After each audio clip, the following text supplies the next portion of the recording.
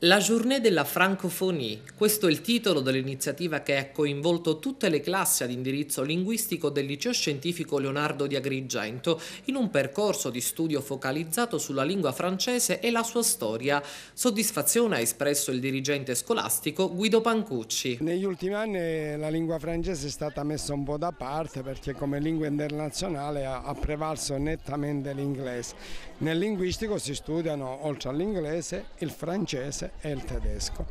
Si è inteso privilegiarlo perché c'è una ripresa dello studio, dell'avvicinamento alla lingua francese negli ultimi tempi e la giornata si è conclusa con una serie di progetti liberamente pensati, ideati e realizzati dai ragazzi del linguistico. Un percorso di studi che ha coinvolto insegnanti ed alunni nell'approfondimento della lingua francese. Oggi il termine dei lavori con una grande festa nell'aula magna intitolata a Savino Flora del Liceo Scientifico Leonardo. Ogni anno la Francophonie è una festa di tutti i parlanti in lingua francese, raduna quindi tutti i ragazzi che parlano questa lingua per fare capire ai ragazzi che il francese non viene parlato solo in Francia ma in tutti i paesi del mondo.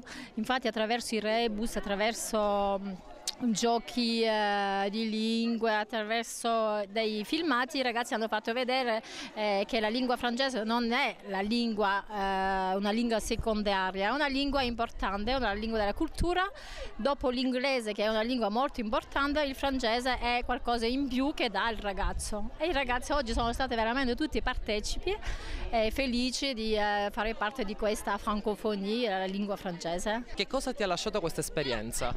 Intanto il francese è una delle lingue che studiamo qui al Liceo Scientifico Leonardo e dopo questa esperienza abbiamo appreso che il francese è una delle lingue più importanti al mondo poiché viene parlata appunto in numerosi paesi, come abbiamo visto attraverso l'Organizzazione Internazionale della Francofonia che si occupa appunto di constatare tutti i paesi in cui si parla la lingua francese nel mondo.